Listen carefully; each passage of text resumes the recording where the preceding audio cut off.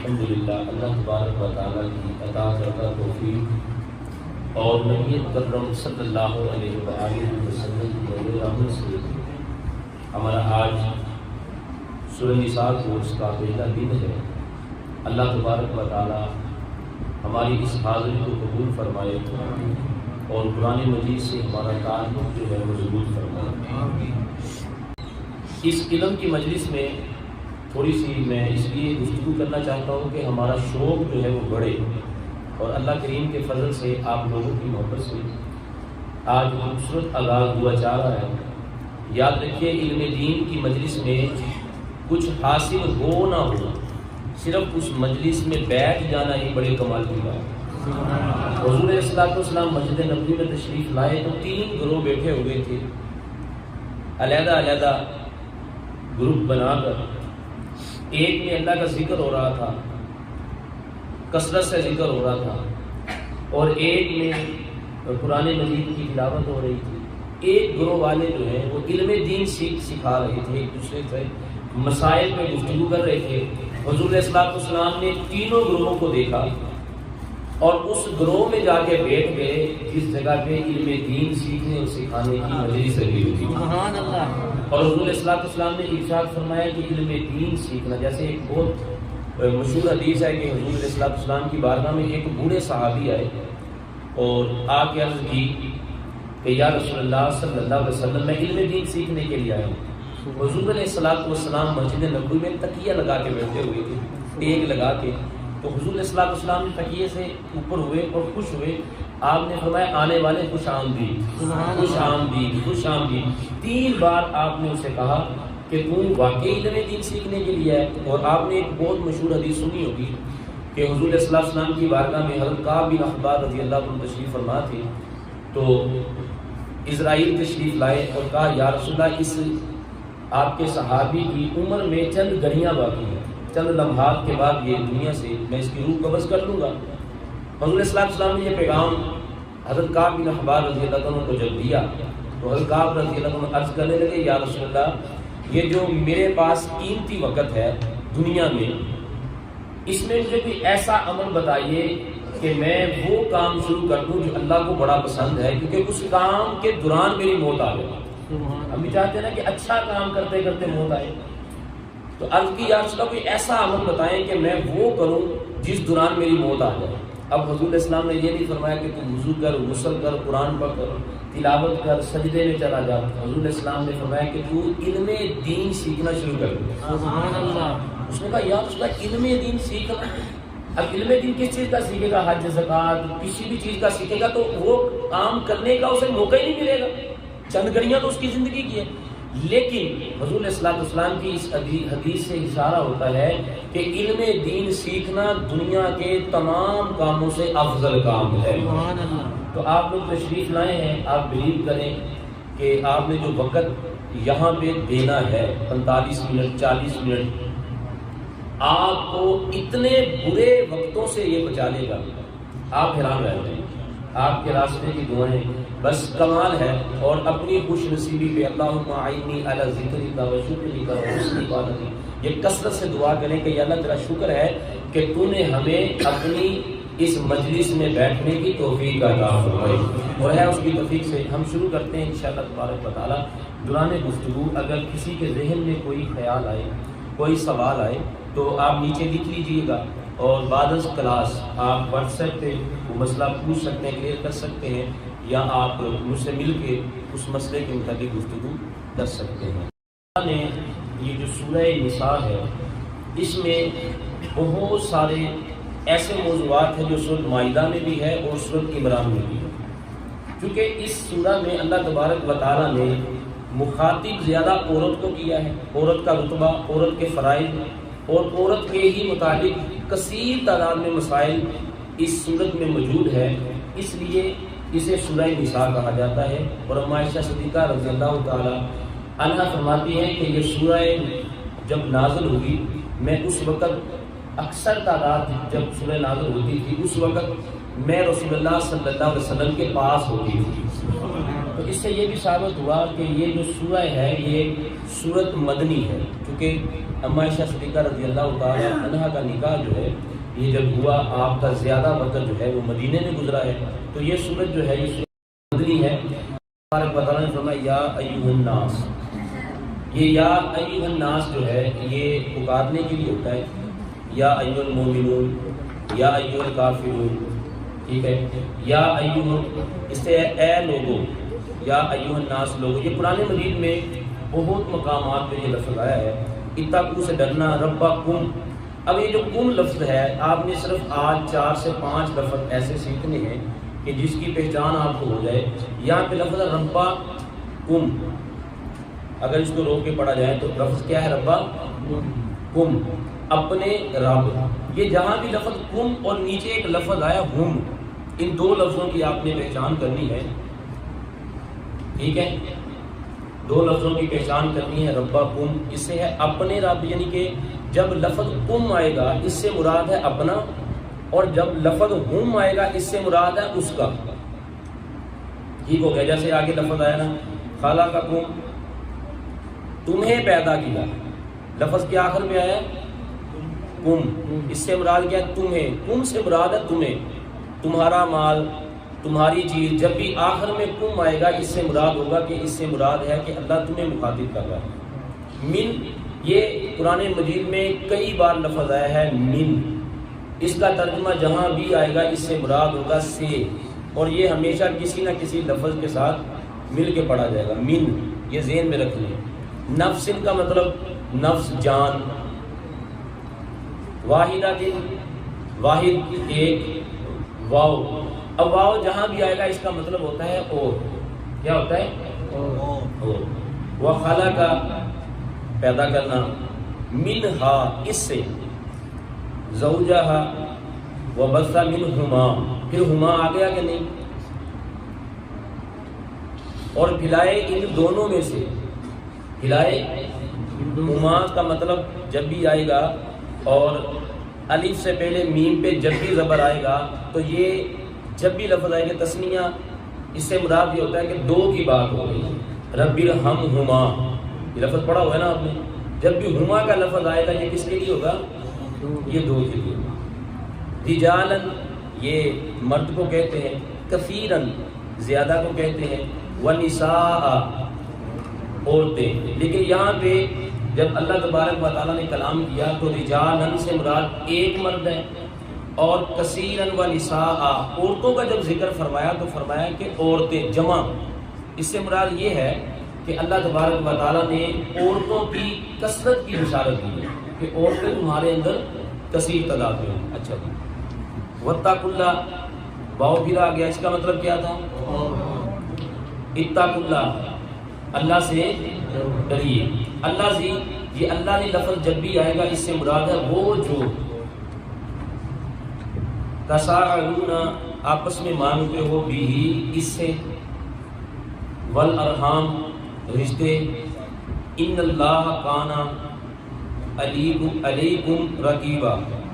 انا جب بھی لفظ آئے گا اس کا مطلب ہوگا انشاءاللہ، جیسے کہتے ہیں بے شک، انشاءاللہ ہم لکھتے ہیں نا، اس کا مطلب بے شک۔ انا جب بھی لفظ آئے گا، اللہ اللہ ہی ہے، اور کانا کا مطلب جب بھی آئے گا تو اس کا مطلب ہوگا ہے۔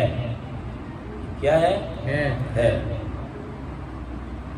علیکم رقیبا، تم پر نگہبان، وآتوا، اور دو۔ واو کا لفظ جب بھی آئے گا کیا مطلب ہے اس کا؟ اور۔ آتو یعنی کہ دینا، الیتامى یتیم کو، اموالہم۔ اب میں نے آپ کو بتایا تھا کہ اگر آتا اموالکم، اس سے مراد کیا تھا؟ ہم اور ہم میں فرق میں نے بتایا، اور اموالہم ان کا مال اور ان کا مال۔ ولا تتبدلوا، ولا سے ہوئی اور نہ، لا اور نہ، تتبدلوا بدلو، الخبیث ناپاک، بالطیب پاک۔ ٹھیک ہو گیا؟ سمجھ لگ رہی ہے سب کو؟ ولا تاکلوا، ولا کا مطلب کیا تھا؟ اور نہیں، تاکلوا کھاؤ، اموالہم کیا ہے؟ کن کے؟ ان کے، الی طرف اموالکم، اب کیا ہے؟ جب ہم کا لفظ آئے گا تو ان کا مال اور تم کا اپنے۔ قرآن مجید میں یہ جو چیز ہے بار بار آئے گی، آگے ہم پڑھیں گے کہ ہم اور تم کی آپ نے توجہ کرنا ہے۔ انہو کانا، بے شک کانا ہے، حوبن گناہ، کبیرن بڑا۔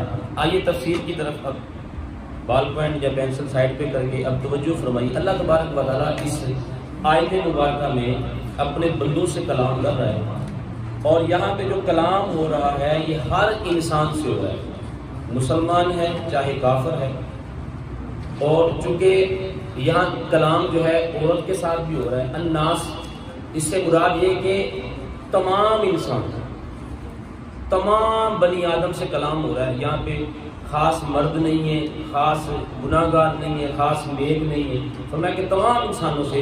اور اللہ پاک اپنا ڈر بتا رہا ہے، یا ایھا الناس اتقوا، اے لوگوں مجھ سے ڈرو۔ اس بات پہ ربکم الذی خلقکم من نفس واحدۃ، کیونکہ میں نے تمہیں ایک جان سے بنایا ہے۔ کس سے بنایا؟ ایک جان سے۔ خلقکم من نفس واحدۃ، ایک جان سے میں نے تمہیں پیدا کیا ہے۔ اس سے مراد ہے کہ آدم علیہ السلام ایک جان تھے، اور اسی جان سے میں نے اماں حوا کو بنایا۔ اور تفسیر میں آتا ہے کہ حضرت آدم علیہ السلام آرام کر رہے تھے، سوئے ہوئے تھے، اللہ تبارک و تعالیٰ نے اپنی قدرت سے ان کی ایک پسلی کو نکالا۔ اور بعض اوقات ہم کہتے ہیں کہ عورت ٹیڑھی پسلی سے بنی ہوئی، اور یہ حدیث مبارکہ ہے، آقا کریم صلی اللہ علیہ وسلم نے فرمایا کہ عورت ٹیڑھی پسلی سے بنی ہے، اسے اگر سیدھا کرو گے تو یہ ٹوٹ جائے گی۔ اسے سیدھا نہیں کرنا، بلکہ اسے اسی طرح سے آرام سے رکھنا ہے۔ اور یہی آیت مبارکہ اس بات کی گواہی دیتی ہے کہ اللہ تبارک و تعالیٰ نے اماں حوا کو بھی آدم علیہ السلام سے بنایا ہے۔ یہ نہیں ہے کہ آدم کا پتلا الگ بنایا ہے اور اماں حوا کا پتلا نہیں بنایا۔ اللہ نے صرف ایک جان کو تھا، وہ تھے آدم علیہ السلام، جس کو اپنے ہاتھوں سے، اپنے قدرت کے ہاتھوں سے بنایا، خود تخلیق کیا ہے، اشارے سے یا کن کہہ کے نہیں بنایا۔ بعض چیزیں اللہ نے کن کہہ کے بنائی ہے، کن کہتے گئے بنتے گئے، لیکن آدم علیہ السلام واحد ذات ہے جس کو اللہ نے اپنے قدرت کے ہاتھوں سے بنایا۔ اور پھر فرمایا اس کو بنانے کے بعد میں نے کیا کیا؟ ایک جان سے بنایا، وخلق منھا زوجھا، اسی آدم سے میں نے اس کی بیوی کو بنایا، جوڑا مکمل کیا۔ وبث منہما رجالا کثیرا ونساء، انہی دونوں میں سے میں نے کئی مرد بنائے اور انہی میں سے کثیر تعداد میں عورتیں بنائی۔ حالانکہ آدم علیہ السلام کے سب سے پہلے جب یہ نکاح کا معاملہ ہوا، شادیوں کا معاملہ ہوا، آپس میں آپ نے سنا ہوگا کہ صبح کو پیدا ہونے والے کا شام کے ساتھ نکاح ہوتا تھا، شام کو پیدا ہونے والے کا نکاح صبح کو ہوتا تھا، لیکن اس میں کوئی صداقت نہیں ہے۔ جب تک آدم علیہ السلام کے 40 بیٹے پیدا نہیں ہو گئے تھے اور 40 بیٹیاں پیدا نہیں ہو گئی، 40 بیٹے اور 40 بیٹیاں، اس سے پہلے آپس میں کسی کا نکاح نہیں ہوا تھا۔ پھر ان 40 کا 40 کے ساتھ نکاح ہوا۔ اس وقت بہن بھائی کا نکاح جو ہے وہ جائز تھا، حرمت نہیں آئی تھی، اور کچھ عرصے کے بعد اس پہ حرمت آ گئی تھی۔ کچھ عرصے کے بعد ہی یہ بھائی بہن کا نکاح جو ہے یہ منسوخ ہو گیا۔ جب 40 کی تعداد تک بھائی بہن کا آپس میں نکاح جو ہوا، پھر اللہ نے فرمایا میں نے کثیر تعداد میں مرد پیدا کیے، اور ان میں وہ نساء، اس سے مراد یہ ہے کہ مرد کا ذکر ایک بار فرمایا ہے، عورت کا ذکر جمع میں فرمایا۔ اس لیے حضور صلی اللہ علیہ وسلم نے فرمایا، اس لیے اللہ تبارک و تعالیٰ نے حکم فرمایا ہے کہ ایک مرد 4 عورتوں کو اپنے ساتھ نکاح میں ایک وقت میں رکھ سکتا ہے، اس قرآن کی آیت سے کہ اللہ نے عورتوں کی کثیر تعداد کی وضاحت فرمائی کہ عورتیں زیادہ ہوں گی مرد کے مقابلے میں، اور یہ قرب قیامت کی بھی ایک نشانی ہے کہ عورتیں زیادہ ہوں گی، مرد بالکل کم ہو جائیں گے۔ تو اس لیے فرمایا کہ ایک مرد 4 بیویوں کے ساتھ شادی کر سکتا ہے، لیکن اس پہ زیادہ خوش نہیں ہونا. آگے شادیوں کی پابندیاں ہیں کس لحاظ سے کرنی چاہیے وہ اگلی آیتوں میں آئے گا، تو آپ کہیں گے نہیں ایک ہی بول. ٹھیک ہے، یہ صرف اس لیے ہے، آگے وجوہات بھی بتائی گئی ہے. اچھا، واتقوا اللہ الذی تساءلون بہ والارحام، اور اللہ فرماتا ہے اور ڈرو. پہلے فرمایا ہے، حالانکہ اس میں ڈر کا تو ذکر نہیں، کوئی پابندی تو لگائی نہیں اللہ نے. تو ڈرنا کس چیز سے؟ اللہ تو یہ فرما رہا ہے کہ میں نے آدم علیہ السلام کو ایک نفس سے پیدا کیا اور اس سے بہت بڑی تعداد بنا دی، لیکن یا اللہ ڈرنا کہاں ہے؟ یہاں پہ مفسرین فرماتے ہیں اتقوا اللہ کا لفظ اس لیے فرمایا ہے کہ خبردار، جو رب ایک بندے سے، ایک انسان سے پوری کائنات بنا سکتا ہے، اس کے اختیار میں یہ بھی ہے کہ وہ بروز قیامت سب کو دوبارہ زندہ بھی کر سکتا ہے. اس لیے فرمایا کہ اس معاملے میں مجھ سے ڈرے، اس معاملے میں خبردار رہیں. پھر آگے فرمایا واتقوا اللہ الذی، اور ڈریے کس معاملے میں؟ تساءلون بہ والارحام. اللہ فرماتا ہے کہ جو تم ایک دوسرے کو میری قسمیں دے کر، میرے وسیلے دے کر جب تم مانگتے ہو، تو اس وقت تم نے کس چیز سے لڑنا ہے؟ بہ والارحام، اپنے تعلقات بناتے ہوئے، اپنے رشتوں سے، رشتوں کے معاملے میں محبت اور پیار کے معاملے مجھ سے ڈرنا ہے. اور اس آیت کے تحت رسول اللہ صلی اللہ علیہ وسلم نے فرمایا جو شخص یہ چاہتا ہے کہ میرا رزق بڑھ جائے، وہ اپنے رشتہ داروں کے ساتھ حسن سلوک سے پیش آئے. اور یہاں پہ رسول اللہ صلی اللہ علیہ وسلم نے فرمایا، چونکہ اللہ نے اس سے پچھلی آیت میں یہ فرمایا کہ میں نے آدم سے پوری کائنات میں جتنے مرد اور عورتیں ہیں یہ میں نے ایک آدم سے بنائے. اس کا مطلب ہے کہ ہمارا جو جد ہے، ہماری نسل ہے، سید جو ہے، اس کی آخر ہو جاتی ہے رسول اللہ صلی اللہ علیہ وسلم پہ جا کے. ٹھیک ہے، جو یہود ہے ان کی آخر ہو جاتی ہے حضرت یعقوب علیہ السلام پہ. ٹھیک ہے، لیکن جو انسان ہے، تمام انسان، ان کی آخر کس پہ ہو رہی ہے؟ آدم علیہ السلام. فرمایا تم سب ایک باپ کے بیٹے ہو، تم سب ایک باپ کی بیٹیاں ہو، اس لیے تم آپس میں ایک دوسرے کے رشتہ دار ہو. تم ایک دوسرے کے رشتہ دار ہو. جیسے ہم نہیں کہتے ہیں میرا دور کا کزن لگ رہا، یہ میرے رشتہ دار فلاں فلاں فلاں فلاں. اللہ فرماتا ہے کہ جب میں نے آدم علیہ السلام سے ایک ہی باپ سے سب کو پیدا کیے ہوئے، کبھی بھی اللہ کی کسی چیز پہ چھن جانے پہ مایوس نہ ہوا کرے، بلکہ ایک لفظ ہے حضور اسلام نے فرمایا جب بندے کو تکلیف پہنچے اور وہ یہ کہے انا للہ و انا الیہ راجعون، اللہ فرشتوں میں اس بندے پہ فخر فرماتا ہے اور فرماتا ہے گواہ ہو جو میں دنیا میں بھی اسے اس کا اجر عطا کروں گا اور آخرت میں بھی اس کا صلہ عطا کروں گا.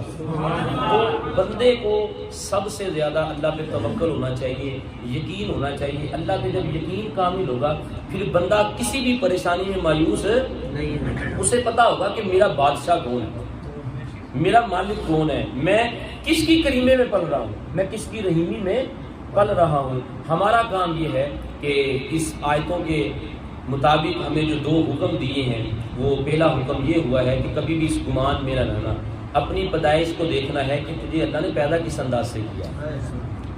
ٹھیک ہے، اپنے پلٹ کے اس انداز سے دیکھنا ہے. جو لوگ کہتے ہیں کہ جی اسی مر گئے تو دوبارہ اللہ زندہ کیویں کرے گا، تو اللہ نے اس آیت میں جواب دیا ہے کہ جو آدم سے ایک شخص سے اور پھر اس کی پسلی سے، اور آدم علیہ السلام جب سو رہے تھے، سوتے ہوئے اللہ تبارک و تعالیٰ نے اپنی قدرت سے آدم علیہ السلام کی پسلی کو نکالا اور حضرت اماں ہوا کو بنایا اور بنا کر ان کو جوان کیا، جوان کر کے خوبصورتی کر کے آدم علیہ السلام کے قریب بٹھا دیا.